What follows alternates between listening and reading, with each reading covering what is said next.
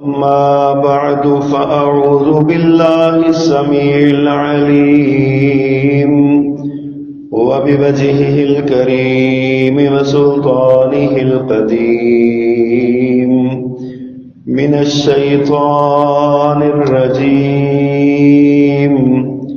من همزه ونفخه ونفسه بسم الله الرحمن الرحيم قل هل ننبئكم بالأخسرين أعمالا الذين ضل سعيهم في الحياة الدنيا وهم يحسبون أنهم يحسنون صنعا أولئك الذين كفروا بآيات ربهم ولقائه فحبطت أعمالهم فلا نقيم لهم يوم القيامة وزنا صدق اللہ العظیم۔ حمد و ثنا اور تعریف و تسبیح کے سارے کلمات اللہ جل جلالہ کے لیے، جو اکیلا ہی اس ساری کائنات کا بلا شرکت غیر یکتا و تنہا مالک و مختار ہے، اور درود و سلام امام الرسل خطیب الانبیاء سید ولد آدم رسول محتشم نبی معظم امام الہدیٰ رسول خدا جناب محمد مصطفیٰ صلی اللہ علیہ وآلہ وصحبہ وسلم کی ذات گرامی پہ مختصر کلمات حمد و صلات کے بعد، انسان اس دنیا میں عارضی زندگی لے کر آیا ہے۔ 100 سال جی لے یا 200 سال جی لے، بہت مختصر ہے یہ۔ ایک بنی اسرائیلی روایت کے مطابق حضرت نوح علیہ السلام سے پوچھا گیا کہ آپ کتنی دیر یہاں پہ رہے ہیں؟ کم و بیش 1200 سال کی زندگی ہے جناب نوح علیہ السلام کی، لیکن فرمایا ایسے لگ رہا ہے جیسے ایک دروازے سے داخل ہوا اور دوسرے سے نکل گیا۔ متاع الدنیا قلیل، اللہ نے فرمایا دنیا کا فائدہ بھی تھوڑا سا ہی ہے، یہ مختصر ہے۔ آپ یہ سمجھ لیں کہ یہ ایک ٹرانزٹ اسٹیشن ہے ہمارا، عالم ارواح سے آئے ہیں، عالم دنیا میں رکے ہیں، اور اصل ہماری منزل عالم آخرت ہے، ہم نے وہاں جانا ہے۔ دنیا کا اصول یہ ہے کہ جب ہم کسی دوسرے ملک میں جاتے ہیں، کسی دوسری جگہ پہ جاتے ہیں، تو اس ملک میں کرنسی اور قانون اس ملک کا اپنا ہوتا ہے۔ سعودی عرب اللہ عمرے کے لیے لے جائے، سب کو لے جائے، جو جاتے ہیں، جو جا رہے ہیں، جو نہیں گئے اللہ ان کو لے جائے، جو جا چکے ہیں اللہ بار بار لے جائے۔ یہیں سے اپنے پیسوں کو ریالوں کی شکل میں تبدیل کر کے لے جاتے ہیں، کیونکہ وہاں پاکستانی کرنسی چلتی نہیں۔ اسی طرح دنیا کے مقابلے میں جو آخرت ہے اس کی بھی ایک کرنسی ہے۔ دنیا میں اللہ تعالیٰ نے ہمیں بھیجا ہے، فرمایا کہ تم یہاں پہ کمائی کرو اور آخرت میں آ کے خرچ کرو۔ اعمال جو دنیا میں ہم کرتے ہیں ان کا بدلہ ہمیں وہاں پہ ملے گا۔ وہ بدلہ جو ہے وہ کرنسی، اس کو ہم نیکی کہہ لیں یا بدی کہہ لیں۔ نیکی کریں گے تو نیکی کا بدلہ وہاں ملے گا، بدی کریں گے تو بدی کا بدلہ وہاں ملے گا۔ تو یہ کرنسی ہے، نیکی جو ہے یہ کرنسی ہے آخرت کی۔ یہاں دنیا میں باہمی حقوق کا فیصلہ وہاں پہ جب ہوگا تو وہ نیکی اور بدی سے تبادلہ ہوگا. اچھا سلوک کیا ہے تو نیکیاں ملیں گی، برا سلوک کیا ہے تو آپ کی نیکیاں ان کو اور ان کی برائیاں آپ کے پلے. تو اصل چیز یہ ہے کہ انسان کمائی، ایک بندہ وہ ہے جس نے کمائی کی نہیں، اس کا تو نقصان ہے، اس نے کمائی نہیں کی.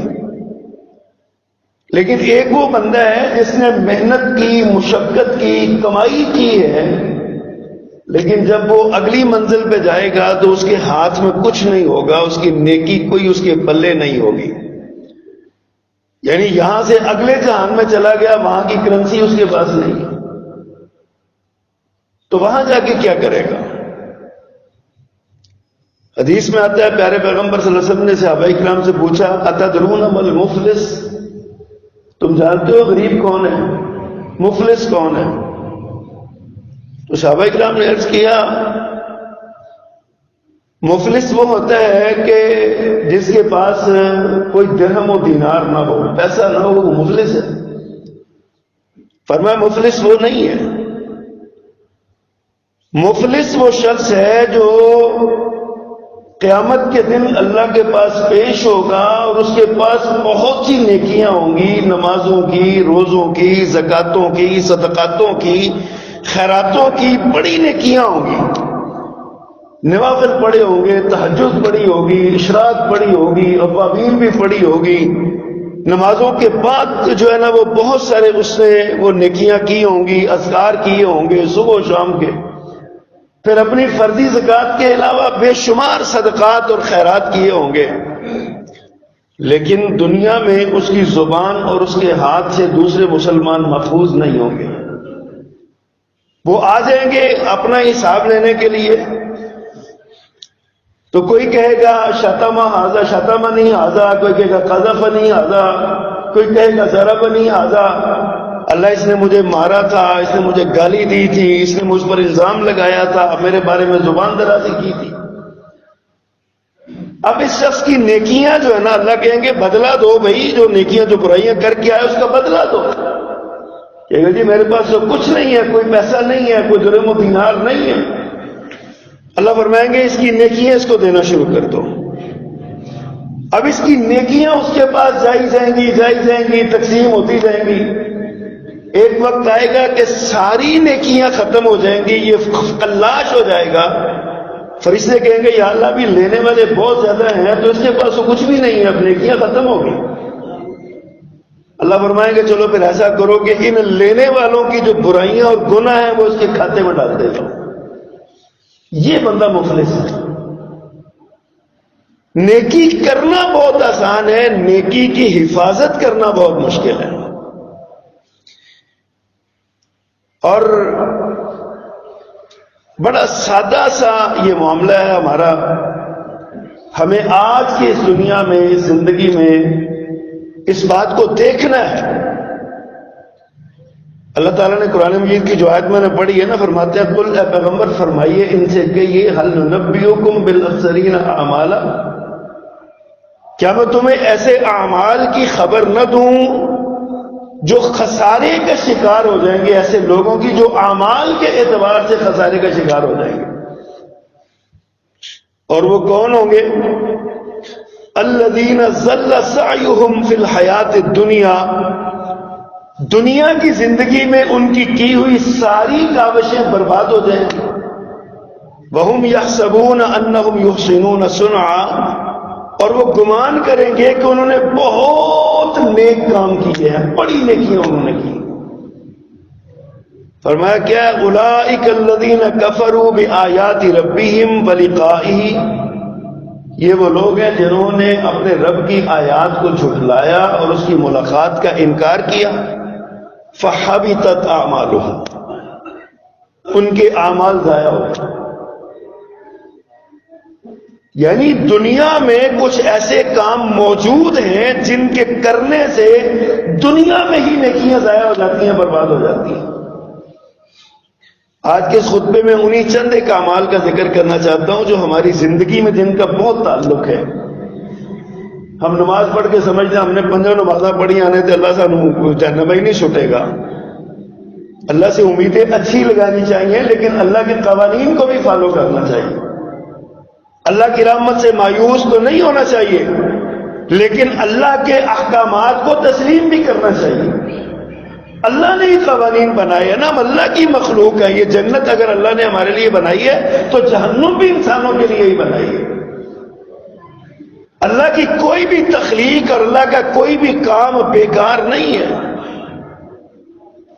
آج کی اس دنیا میں رہتے ہوئے میں نے عرض کیا ایک تو خسارہ یہ کہ بندے نے کچھ کمایا ہی نہیں ہے, وہ کافر ہی مر گیا, یہودی عیسائی ہندو بودھ جین مت کسی اور مذہب کا ماننے والا وہ مر گیا.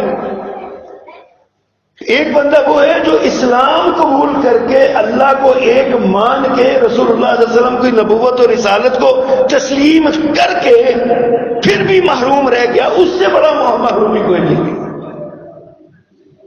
آج کی دنیا میں بندے کو اپنے گریبان میں جھانک کے دیکھنا چاہیے کہ میں کہیں ان لوگوں میں تو شامل نہیں ہوں جنہوں نے نیکیاں کی ہیں لیکن پلے ان کے کچھ بھی نہیں. وہ جب قیامت کے روز اللہ کے سامنے پیش ہوں گے تو ان کا دامن خالی ہوگا.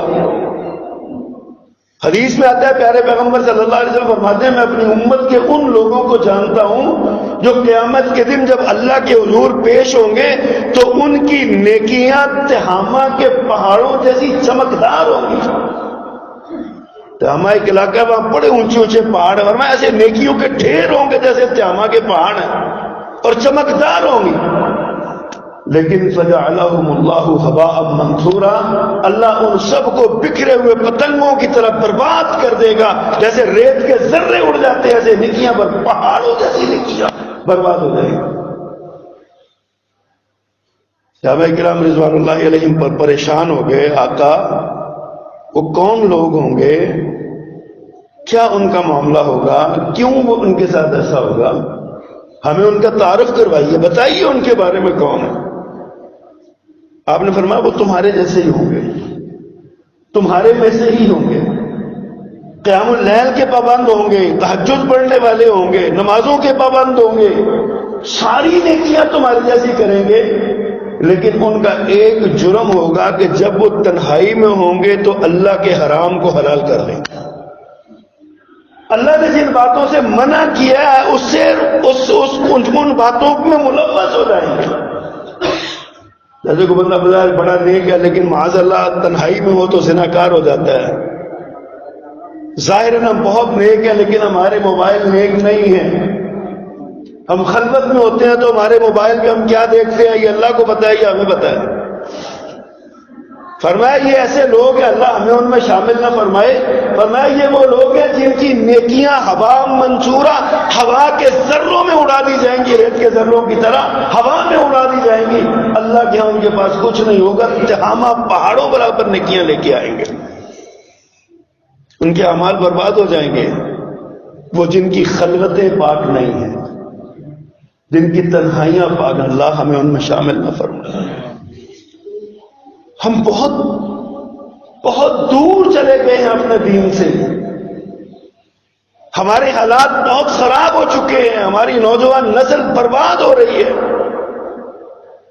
آج یہ چھوٹے چھوٹے بچوں کے ساتھ بدکاری کی خبروں سے اخبارات بھرے پڑے, سوشل میڈیا بھرا پڑا. کیوں ایسا ہوتا ہے؟ کیونکہ ہمارے نوجوانوں کی, ہمارے بچوں کی, ہمارے بوڑھوں کی تنہائیاں پاک نہیں رہ گئی, ان کی خلوتیں پاک نہیں رہ گئیں. وہ برائی اور بدکاری دیکھتے ہیں پھر اس میں ملوث ہو جاتے ہیں. والدین کو فکر نہیں ہے, والدین کہتے ہیں جو جہاں لگا رہنے دو, بچہ پیسہ تو کما کے لاتا ہے نا, ہمیں پیسہ کمایا لا چاہیے. اپنے ہاتھوں سے اپنے بچوں کو تباہی کے گھڑوں میں دھکیل رہے ہیں ہم. ایسے اعمال جن کے کرنے سے اعمال برباد ہو جاتے ہیں. جیسے کمپیوٹر میں وائرس آ جائے نا تو پتہ ڈیٹا سارا اڑ جاتا ہے, موبائل کا ڈیٹا اڑ جاتا ہے. ایسے یہ برائیوں کا وائرس ہے جو انسان کی روح کو کھا جاتا ہے, انسان کی نیکیوں کو کھا جاتا ہے, انسان کے سارے معاملات نیکی کے برباد کر دیتا ہے. اللہ کیا بندے کو مجرم بنا دیتا ہے. اور بندہ جب اللہ کے یہاں پیش ہوگا تو بطور مجرم پیش کیا جائے گا اسے. یہ برائیوں کا وائرس، یہ خلوتوں میں خرابیوں کا وائرس، اور ان وائرسز میں چند ایک گناہ ہیں جن کا ذکر کرنا چاہتا ہوں. ان میں سے ایک سب سے بڑا اور سب سے پہلا جو اعمال کی بربادی کا سبب ہے وہ شرک ہے. اللہ تعالیٰ نے سورۃ الانعام میں 18 انبیاء کا ذکر کیا. وہ انبیاء جو معصوم ہوتے ہیں، اللہ ان سے وہ گناہ نہیں کر سکتے، اللہ نے ان کو پاک رکھا ہوا ہے. لیکن ان 18 انبیاء کا ذکر کرنے کے بعد اللہ فرماتے ہیں وَلَوْ أَشْرَكُوا لَحَبِطَ عَنْهُمْ مَا كَانُوا يَعْمَلُونَ، اگر وہ بھی شرک کرتے تو ان کے بھی سارے اعمال برباد کر دیے جاتے. 18 انبیاء کا ذکر ہے سورۃ الانعام میں، کبھی پڑھی ہے دوست؟ یہ تو انبیاء کا ذکر ہے. خود رسول کائنات صلی اللہ علیہ وسلم کے بارے میں اللہ نے فرمایا کیا پیغمبر ہم نے تیری طرف اور تجھ سے پہلے لوگوں کی طرف یہ وحی کی ہے لئن اشرکت لیحبطن عملک، اگر تو بھی شرک میں ملوث ہوا تو تیرے بھی اعمال برباد کر دیے جائیں گے. اب یہ سوچنا بھی گناہ ہے کہ رسول اللہ صلی اللہ علیہ وسلم شرک میں ملوث ہوں گے. آپ نہیں شرک میں ملوث ہوتے، شرک نہیں کرتے آپ، اللہ کرنے ہی نہیں دیتا. آپ تو سب سے بڑے داعی توحید ہیں. لیکن اللہ نے اپنے نبی کو مخاطب کر کے نبی کی امت کو پیغام دیا. اللہ اپنی توحید اور یکتائی کے بارے میں اتنا غیور ہے کہ اللہ اپنے نبی جو سب سے زیادہ محبوب ہے اس کو بھی مخاطب کر کے کہا لئن اشرکت لیحبطن عملک، اگر تو شرک کرے گا اعمال تیرے بھی برباد کر دیے جائیں. اب خود اندازہ کرے میری اور آپ کی کیا حیثیت ہے. کل میں وہ تقریر سن رہا تھا، سینیٹر ہے دنیش کمار، ہندو ہیں، پاکستانی سینیٹر ہیں، کراچی کے رہنے والے ہیں، سندھ کے. انہوں نے کہا جی ہمیں وہ لوگ توحید کی طرف بلاتے ہیں، جہنم سے اسلام کی دعوت دیتے ہیں، جو خود ہمیں کہتے ہیں بت پرستی چھوڑو جہنم میں لے جائے گی، وہ خود جو ہے نا وہ قبروں میں سجدہ کر رہے ہیں. ہم نے کہا کاش کوئی اسمبلی میں وہاں بندہ موجود ہوتا اور وہ کہتا کہ یہ جاہل لوگوں کا کام ہے، مسلمان قبر پرستی نہیں کرتا، مسلمان قبروں پہ سجدہ نہیں کرتا، مسلمان کسی قبر پہ جا کے نہیں جھکتا، یہ جاہلوں کا نالائقوں کا کام ہے جو یہ کام کرتے ہیں. مسلمان تمہیں اگر توحید کی دعوت دیتے ہیں تو یہ توحید واقعی جنت میں لے جانے والی ہے، اور بت پرستی اور قبر پرستی ہو، بت پرستی ہو، نفس پرستی ہو، یہ جہنم میں لے جانے والی چیزیں ہیں. لیکن اس نے ایک جھناٹے دار تھپڑ مارا پورے مسلم معاشرے پہ. یہاں ہمارے قدم قدم پہ قبر بنی ہوئی ہے، قدم قدم پہ مزار بنے ہوئے ہیں، قدم قدم پہ شرک کے اڈے کھلے ہوئے ہیں، اور حکومتی سرپرستی میں یہ سارے معاملات ہو رہے ہیں. تو شرک جو ہے یہ بہت بری چیز ہے. دوسری بات جو اعمال برباد کرنے والی ہے وہ نبی کریم صلی اللہ علیہ وسلم کی شان اقدس میں گستاخی اور آپ کے دربار رسالت کی بے ادبی. ایک ہے آپ کی ذات کی گستاخی، ایک آپ کی مجلس اور آپ کے دربار رسالت کی بے ادبی. دونوں ہی چیزیں اللہ کو گوارا نہیں. فرمایا یا ایھا الذین آمنوا لا ترفعوا اصواتکم فوق صوت النبی ولا تجہر لہ ولا تجہر، اور اسے نہ پکارو ایسے اونچی آواز میں جیسے تم ایک دوسرے کو پکارتے ہو. کیا ہوگا؟ ان تحبط اعمالکم، تمہارے اعمال برباد ہو جائیں گے، تمہیں پتہ بھی نہیں چلے گا. نہ نبی کی شان میں گستاخی کی جا سکتی ہے، نہ نبی کے دربار کی گستاخی کی جا سکتی ہے. جو بندہ پیارے پیغمبر صلی اللہ علیہ وسلم کی ذات کی گستاخی کرے اعمال اس کے بھی برباد ہو جائیں گے. تو یار آپ کا پروٹوکول اتنا ہے، آپ کو اونچی آواز میں آواز بھی نہیں دینی چاہیے. صحابہ کرام رضوان اللہ علیہ مجمعین کا طرز عمل تھا، دروازے پہ آ کے بیٹھ جاتے تھے، آواز نہیں دیتے تھے، بیٹھے رہتے تھے. جب کبھی اللہ کے نبی صلی اللہ علیہ وسلم باہر نکلتے تو اپنی بات ان کے سامنے رکھتے اور چلے جاتے. جب یہ لا ترفعوا اصواتکم فوق صوت النبی والی آیتیں آئی نا تو بعض صحابہ کرام گھروں میں بیٹھ کے چھپ کے کہ ہماری آواز قدرتی طور پہ اونچی ہے، اللہ کے نبی سے بات کریں تو آواز اونچی ہو جاتی ہے، ہم اپنے اعمال کیوں برباد کریں. تو آپ نے ان سے فرمایا کہ تم اس سے مراد نہیں ہو، جو قدرتی دن کی عبادت یہ ہے باہر کھڑے ہو کے وہ نبی باہر نکلو، اے نبی باہر نکلو، ہماری بات سنو، یہ گستاخی کا پہلو ہے۔ لیکن صحابہ کرام اتنے محتاط تھے، نہ دربار رسالت میں گستاخی کرتے تھے اور نہ شان اقدس میں گستاخی کرتے تھے۔ آپ کے سامنے ایسے بیٹھتے تھے جیسے پرندے جیسے سروں پہ پرندے بیٹھے ہوئے ہیں، ذرا سی حرکت کرنے سے پرندے اڑ جائیں گے، ایسے بیٹھتے تھے۔ یاد ہے آپ کا اعمال ضائع ہو جاتے ہیں رسول اللہ صلی اللہ علیہ وسلم کے سامنے اونچی بولنے سے، نبی صلی اللہ علیہ وسلم کے سامنے اونچی بولنے سے تو اعمال ضائع ہو جائیں، اور نبی صلی اللہ علیہ وسلم کی سنت میں بدعت ملاوٹ کرنے سے اعمال ضائع نہیں ہوتے۔ سیدہ عائشہ فرماتی ہیں پیارے پیغمبر صلی اللہ علیہ وسلم نے فرمایا من احدث فی امرنا ما لیس منہ فہو رد، جس نے ہمارے دین میں وہ چیز ایجاد کی جس کے اوپر ہماری مہر نہیں ہے، اس کا عمل برباد ہے، ضائع ہے، کوئی فائدہ نہیں اس کا عمل۔ یہ شان اقدس میں گستاخی ہے، نبی کائنات صلی اللہ علیہ وسلم کے دربار کی گستاخی ہے، اللہ کو گوارا نہیں ہے، اعمال ضائع ہو جاتے ہیں، برباد ہو جاتے ہیں۔ اپنے اعمال کی حفاظت کیجیے، رسول اللہ صلی اللہ علیہ وسلم کا پروٹوکول ہے، اس پروٹوکول کو دیکھیں۔ اور اللہ کی آیات کا انکار کرنا، اسی آیت میں جو آغاز خطبہ میں نے آیات پڑھی ہیں ان میں یہ بات ہے، فرمایا اولئک الذین کفروا بآیات ربہم ولقائہ، یہ وہ لوگ ہیں جنہوں نے اللہ کی آیات کی تکذیب کی اور اس کی ملاقات کی تکذیب کی، ہاں جا کے مٹھا اگلا کے سٹا، آخرت کا انکار کرنے والے، فرمایا اولئک فحبطت اعمالہم، ایسے لوگوں کے اعمال ضائع ہو گئے، برباد ہو گئے ان کے اعمال۔ اور فرمایا فلا نقیم لهم یوم القیامت وزنا، ان کے اعمال ایسے برباد ہوئے کہ ہم ان کے لیے قیامت کے دن ترازو لگانے کی بھی ضرورت نہیں محسوس کریں گے، ان کے لیے ترازو بھی نہیں لگایا جائے گا، پکے ٹھکے بغیر حساب کے جہنم میں۔ وہ لوگ جنہوں نے اللہ کی آیات کو جھٹلایا، اللہ کے احکامات کو جھٹلایا، اللہ کے رسول صلی اللہ علیہ وسلم کی حدیث کو جھٹلایا، اللہ سبحانہ و تعالیٰ کے عقیدہ توحید کو جھٹلایا اور آخرت کا انکار کیا۔ اللہ اکبر۔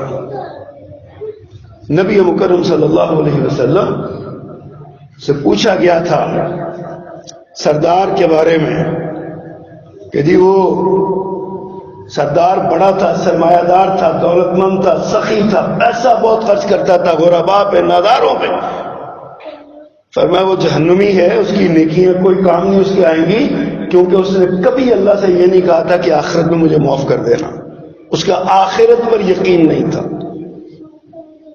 آخرت پر یقین نہیں تھا اس کا۔ عبداللہ ابن جدعان اس کا نام تھا، جدعان، بڑا سخی تھا لیکن برباد ہو گیا مال، اس کی عقیدہ آخرت نہیں تھا۔ اللہ اکبر۔ پھر جو بندہ مرتد ہو جائے، فرمایا وَمَن يَرْتَدَّ مِنْكُمْ عَنْ دِينِهِ فَيَمُتْ وَهُوَ كَافِرٌ فَأُولَئِكَ حَبِطَتْ أَعْمَالُهُمْ فِي الدُّنْيَا وَالْآخِرَةِ، جو اللہ کا دین قبول کرے اور پھر چھوڑ دے دنیاوی مفادات کے لیے، کسی کے خوف سے، کسی کے اقتدار کے لیے، کسی کی خوشنودی اور چاہت کے لیے، فرمایا اس کے اعمال بھی، اور کسی حالت میں وہ مر جائے، فرمایا دنیا اور آخرت کے سارے اعمال برباد ہو جاتے ہیں۔ اللہ اکبر۔ اچھا، ایک ہے اللہ کے احکامات کی تکذیب کرنا، ایک ہے اللہ کے احکامات کو ناپسند کرنا۔ اللہ فرماتے ہیں ذالک بانہم کرہوا ما انزل اللہ فاحبط اعمالہم، وہ لوگ جنہوں نے اللہ کے احکامات کو ناپسند کیا، اللہ کے نازل کردہ دین کو ناپسند کیا، فرمایا ان کے اعمال بھی برباد ہو گئے۔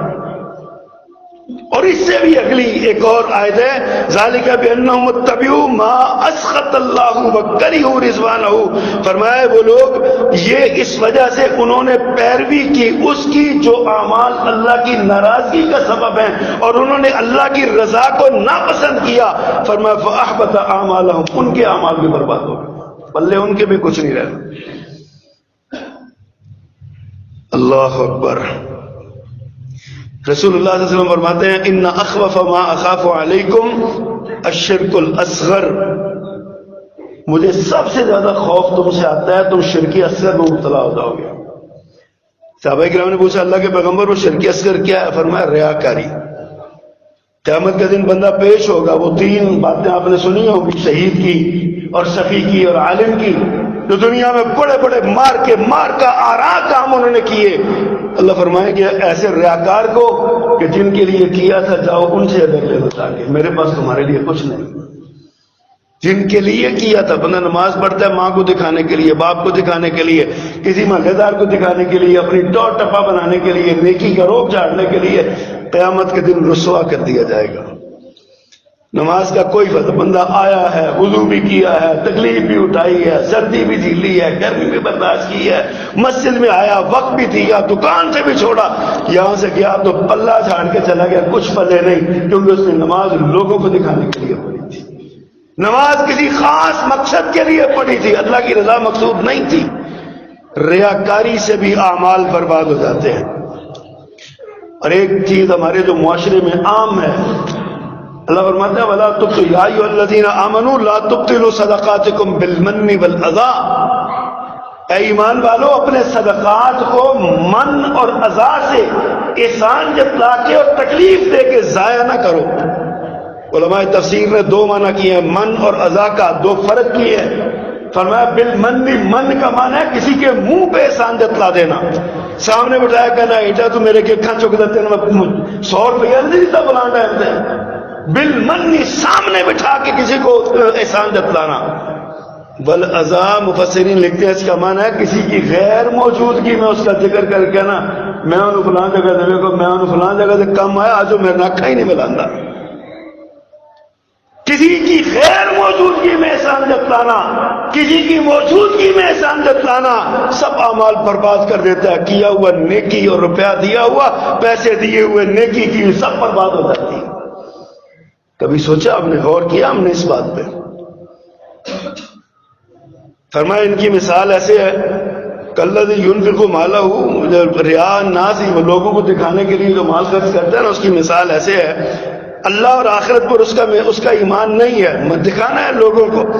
فَمَثَلُهُ كَمَثَلِ صَفْوَانٍ عَلَيْهِ تُرَابٌ، اس کی مثال ایسے ہے جیسے ایک چٹان ہے، چٹان پر کچھ مٹی پڑی ہوتی ہے، پتھر ہے نا، پتھر میں مٹی آ گئی، فَأَصَابَهُ وَابِلٌ، وہاں پہ بارش ہوئی، فَتَرَكَهُ صَلْدًا، اس بارش کا کیا ہوا، بارش پتھر پہ پڑی، مٹی صاف ہو گئی، پتھر چٹیل نکلا، کچھ پلے نہیں پتھر کے۔ اس کے مقابلے میں اگر زرخیز زمین پہ بارش پڑے، بارش جذب ہوتی ہے، وہاں سے پھل اگتا ہے، کسان کو فائدہ ہوتا ہے۔ یہ فرمایا چٹان پر بارش کی طرح ہے، پانی آیا ہے، بارش برسی ہے، لیکن چٹان صاف ہو گئی۔ فرمایا لا يقدرون على شيء مما كسبوا، جو اس نے کمایا کوئی طاقت نہیں ہے اس پر، کوئی قدرت نہیں ہے اس کی، کوئی نیکی اس کے پلے نہیں ہے، سب ضائع برباد، کچھ پلے نہیں رہا۔ اسی طرح فرمایا پیارے پیغمبر صلی اللہ علیہ وسلم نے ان الحسد یاکل الحسنات کما تاکل النار الحطب، فرمایا جس طرح آگ مٹی کو کھا جاتی ہے اسی طرح کسی پر حسد کرو گے تو حسد نیکیوں کو کھا جاتا ہے۔ وہ تو گڈی آ گئی ہے، اللہ کر کے کدھر ایکسیڈنٹ ہی ہو جائے، گڈی لئی آؤ کدھر چوری کیتی ہونی ہے، کدھر نہ کدھر کوئی ٹٹا ماریا ہونا ہے، یہ باتیں یہ حسد کی باتیں ہیں۔ حسد کرنے والا دراصل اللہ پر اعتراض کر رہا ہوتا ہے کہ اللہ تو نے اس کو دیا، تو نے غلط کیا، نعوذ باللہ مجھے دینا چاہیے تھا۔ اس لیے فرمایا جو حسد کرنے والا اس کی نیکیاں برباد ہو جاتی ہیں، برباد ہو جاتی ہیں۔ حسد نیکیوں کو کھا جاتا ہے۔ تو حضرات گرامی، یہ وہ چیزیں ہیں جو ہمارے معاشرے میں عام ہوتی ہیں، شرک عام ہے، بدعت عام ہے، اللہ کے احکامات کو تسلیم نہیں کرتے، ذاتی اور اجتماعی معاملات میں ایک دوسرے کو دکھانے کے لیے کئی کام کرتے ہیں، اور یہ منہ ملاحظہ بھی رکھنا ہوتا ہے، منہ ملاحظہ بھی تو کچھ چیز ہے نا، وہ بھی تو کرنا ہوتا ہے نا۔ جنازہ پڑھنے جائیں، فرمایا احد پہاڑ کے برابر نیکیوں کا ثواب ملتا ہے جو اللہ کی رضا کے لیے جنازہ پڑھنے آئے۔ اور ہم کے کہتے ہیں یار میرے بدے جنازے آئے، میں نہ گیا پلے رہ نہیں رہتی ہے، کیا مطلب ہے؟ احد پہاڑ کے برابر نیکیاں ضائع کر لی آپ نے۔ تو نیکیاں ضائع نہ کریں۔ آج ضرورت اس عمر کی ہے کہ اپنی نیکیوں کی حفاظت کریں، آج ضرورت اس عمر کی ہے کہ اپنی نیکیوں کو بچائیں. یہ کرنسی ہے آخرت کی، یہ کرنسی ہے قیامت کے دن کام آنے کی. اگر آپ یہ کام کریں گے تو قیامت کے دن اس کا بدلہ آپ کو نیکیوں کا بدلہ ملے گا، اور اگر نہیں کریں گے نیکیاں برباد ہوگی، لوگوں کے گناہ ہمارے پلے آ جائیں گے، معاملہ صاف ہو جائے گا.